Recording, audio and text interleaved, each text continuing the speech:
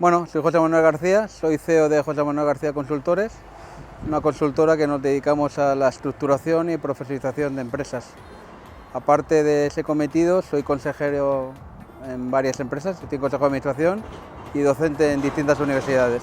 Bueno, llegué a Macon, conocí al coordinador, a David, habíamos colaborado en otras acciones formativas y desde que me inició el proyecto, pues me ilusionó mucho la operativa que planteó, con lo cual desde la primera edición pues me embarqué a colaborar tanto en sesiones de comunicación como en talleres de selección. En la práctica yo me dedico a gestionar empresas, muchas empresas de distinto accionariado, y lo que planteamos son lo que es la vida real, en la empresa privada, que es distinto, con lo cual es sistemática de lo que la gente va a encontrar en empresa.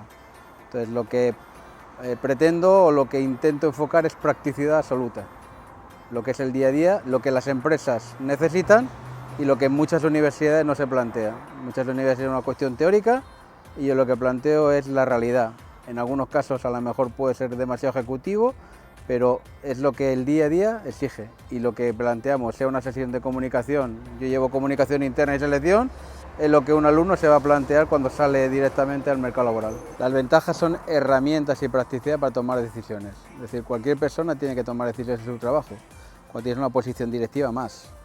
Uno de los problemas que más nos encontramos cuando llegamos a empresas a hacer procesos de estructuración es que hay gente que no toma decisiones, que no asume esas responsabilidades.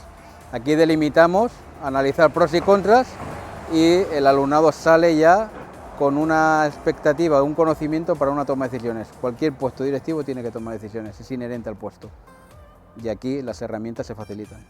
De hecho, aparte, a nivel docente, todas las ediciones, he prescrito muchos alumnos para que lo hagan, gente que o me lo ha solicitado que recomiende. Yo doy pues clase en distintas, pues casi en 10 universidades, y lo que es a nivel de comunicación y marketing es el máster que estoy recomendando. Por el nivel docente, es gente que viene de la empresa, con lo cual la practicidad la lleva a cabo, y es una de las cuestiones que he recomendado y sigo recomendando.